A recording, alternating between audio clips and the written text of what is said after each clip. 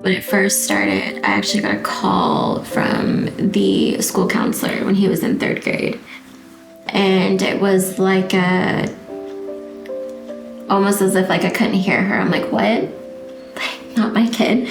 This is Bridge Testimonies, where we hear unfiltered testimonies of the people in our church community. The following testimony contains themes that may not be suitable for all ages. Hello, my name is Melissa Granillo. My name is Marissa Wilkins. And I am Landon O'Donnelly. I am the mom. I am technically daughter and mom. And this is my mom.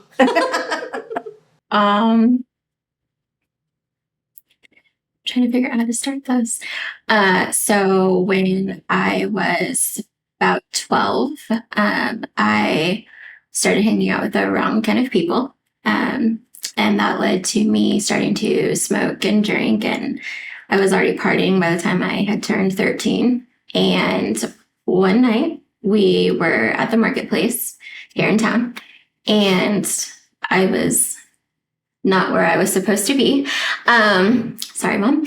And I was walking across the street and I actually got hit by a car. Suffered a lot of injuries. I crashed the whole right side of my face. So it's your worst nightmare as a parent. My son came in there and said, Dad's been trying to get a hold of you and you need to get over here. And I was like, is she alive? And he's like, I don't know. So when the ambulance came to pick me up, my mom rode in the front with the ambulance. And I remember her telling me that the first hospital they couldn't take me to because their, CT machine was down.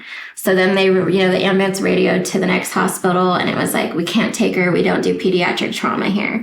So then they finally, she yelled, you need to get my daughter to a hospital. It was a nightmare because it just seemed like every hospital that we were going to, they would radio back and say, you can't come here. And I did. I was nice, but I was like, you need to get her to a hospital. Like, what's the deal? And they radioed over to Memorial Hospital and they're like, just in luck, we actually have a pediatric neurosurgeon here. I can remember waking up from the coma. I was in a coma for, I'm looking at you for help, like a week or two? No, it was a little less than that, but they had to put her in a induced coma because she kept trying to pull everything out and climb out of the bed. And I'm a fighter. My parents were told I was going to be a vegetable. It was a very good possibility that she will not be able to talk or feed herself or really anything. And then it's like, I woke up from my coma and I was just like, sup, guys? So it's like I beat the odds and I was just like, I have a purpose that, I haven't fulfilled yet. And I can't say that I saw God or, that anything like that, but it was just a feeling like I knew. Like he was with me and he's how I got through it. To know later that that's where God was leading us to go because he knew that she was going to need a pediatric neurosurgeon and there was only one in town and he was at Memorial. So she was very, very, very blessed.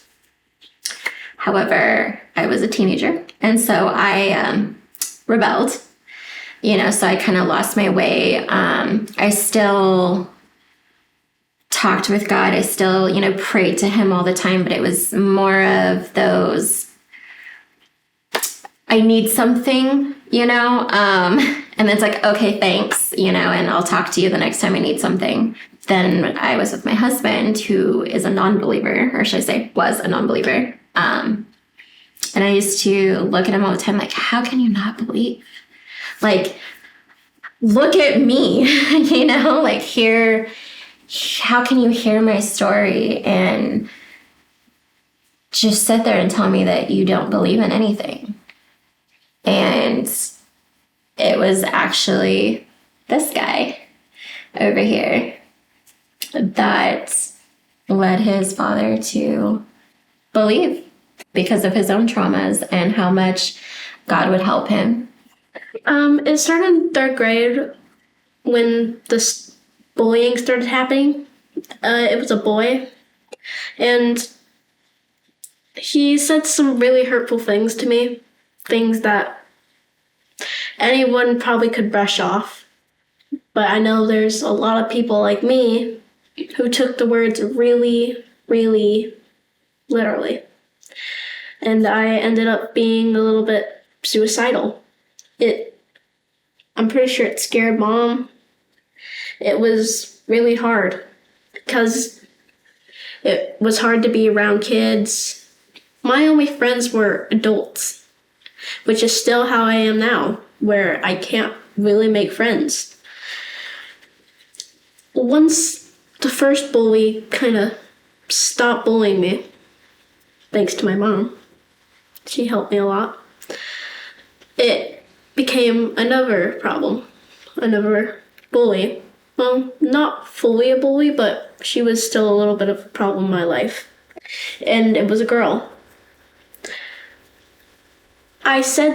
She said something, a rumor, and it wasn't true. So I was really mad. I was mad at her, and I maybe was a little bit sad or mad about God. So I said some things that weren't the greatest. Words that would hurt anybody. But I was angry. I was mad. And that year, another problem came.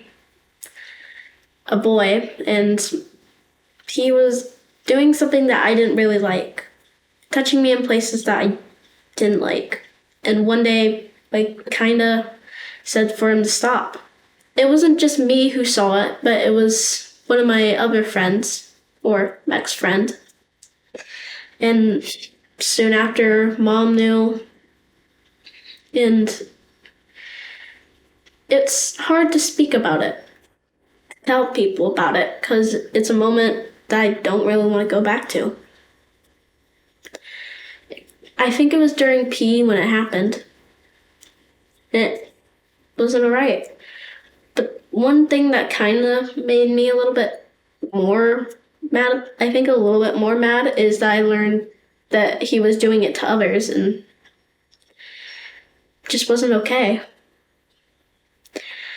Soon after, Mom plucked me out of there, and I started being homeschooled. It'll always be hard to really talk about it, but having Mom and everyone supporting me made me feel good. Like I said before, I'm not any perfect. I'm still struggling with it. I still can't make friends. It's hard for me to really talk to kids my age. It's just, I think, trauma.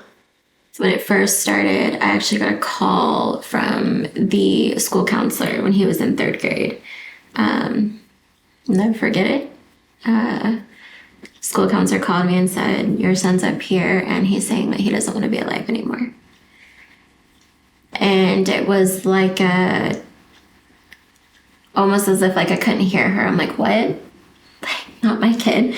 Like, my kid loves God and he would never commit suicide. And are you sure you have the right kid? Like, he's always happy. You know, it didn't make sense to me. Nothing was registering.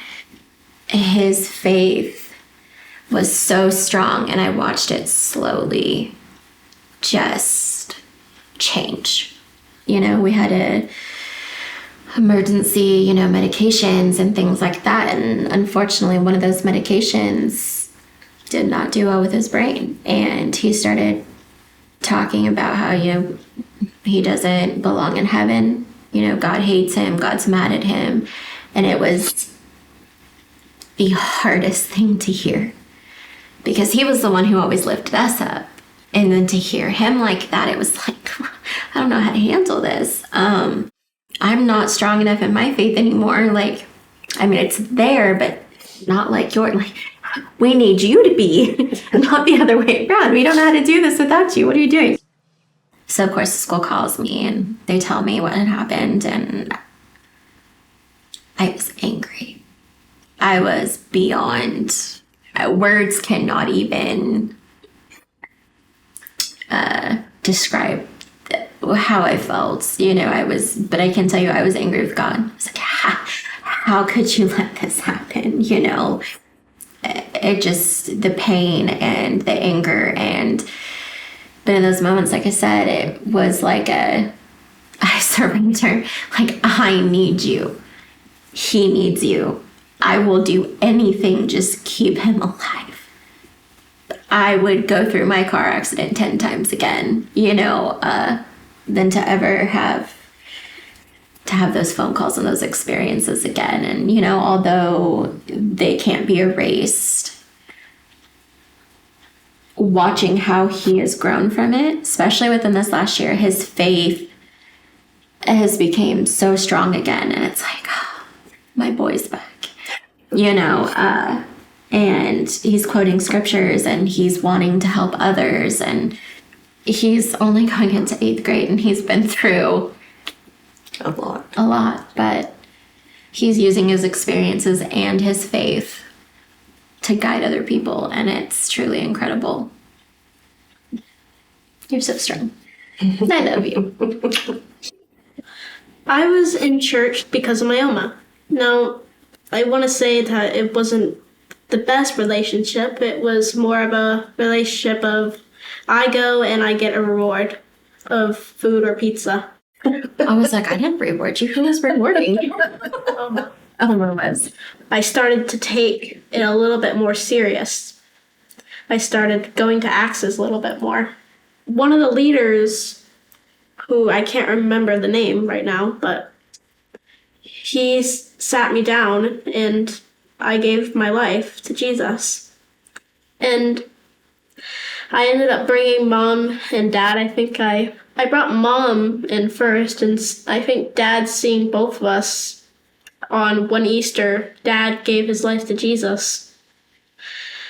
And then he got baptized with my cousin Trinity.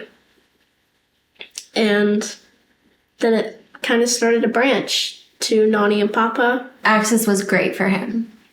That's, I think, what made us kind of consider and look at the fact of community. It wasn't so much the kids for him, it was the adults, the adult leaders.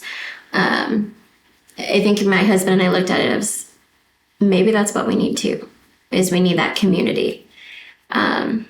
People that believe similar things as us, but people who are also broken like us.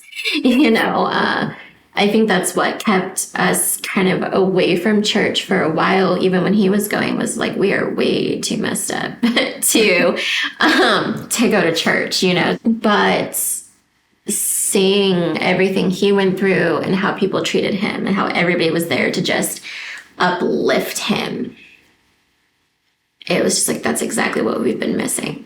And so it's like, we went once and it was like, we were hooked. Everything is just with the church and with our faith. It's been the only thing that has been getting us by. With his trauma, my trauma. I'm sure you've got trauma. Landon and I got baptized together.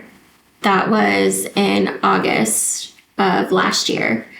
And then that was actually my parents' first time going to the bridge. And they were playing the video because it was actually like the anniversary. And my dad had happened to look at the screen and was like, that was Pastor Ed. Oh. From Laurel Glen. He came and saw me when I was in the hospital and prayed over me.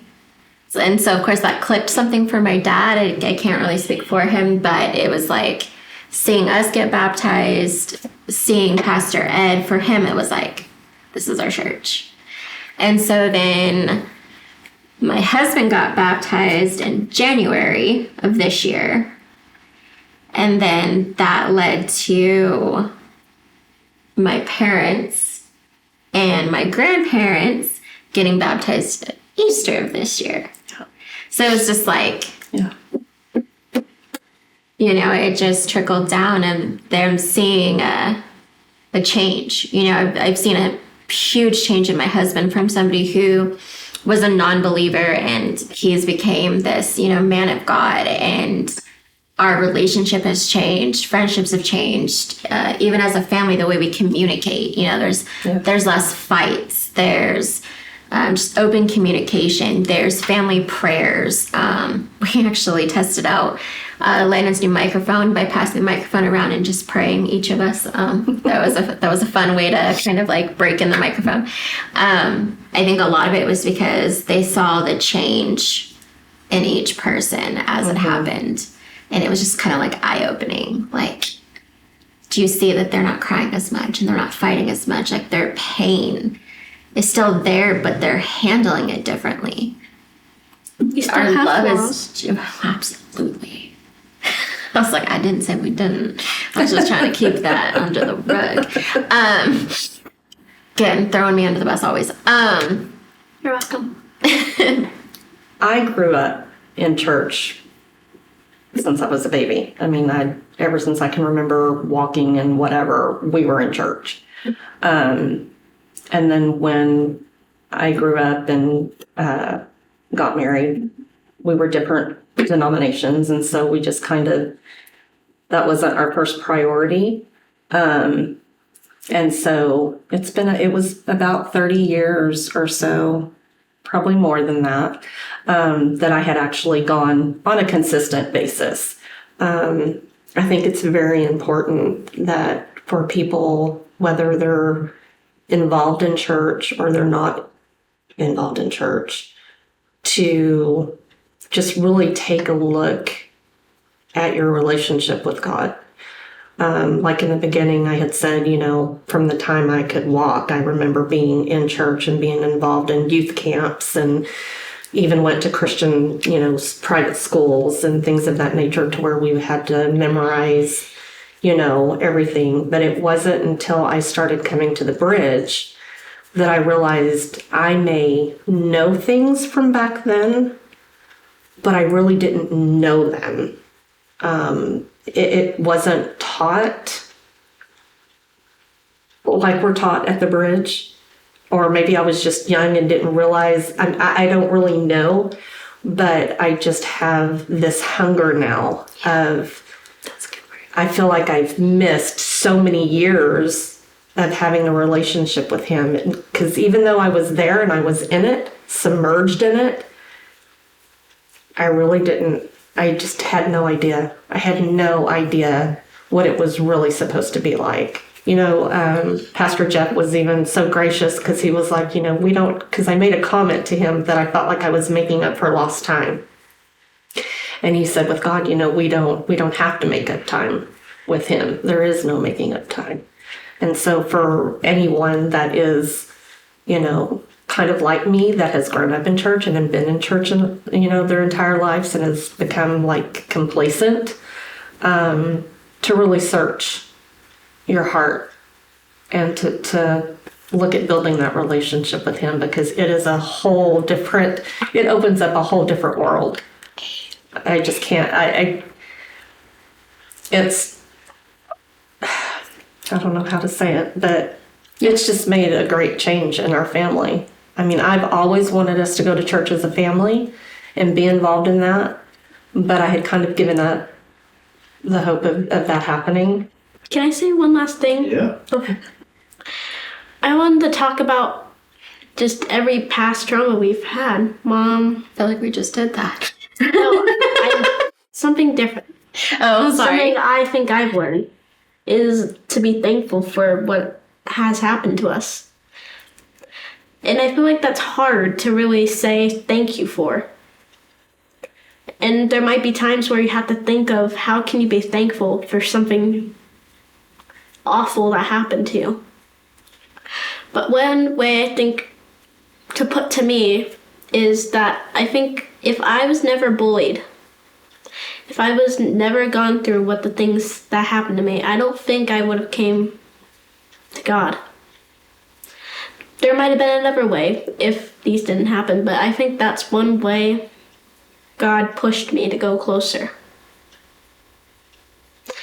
And it may have caused pain, but I want to say that there is no amount of suffering, no amount, that could even get close to what Jesus experienced on the cross. There is no excruciating pain that could be close to the one Jesus had. Because Jesus had the weight on his shoulders. He had all the sin of the world on his shoulders. So there's no imaginable death that could be more excruciating than the death Jesus had. Because Jesus died on the cross for our sins, but to raise up from the dead in 3 days and to conquer hell. It's amazing.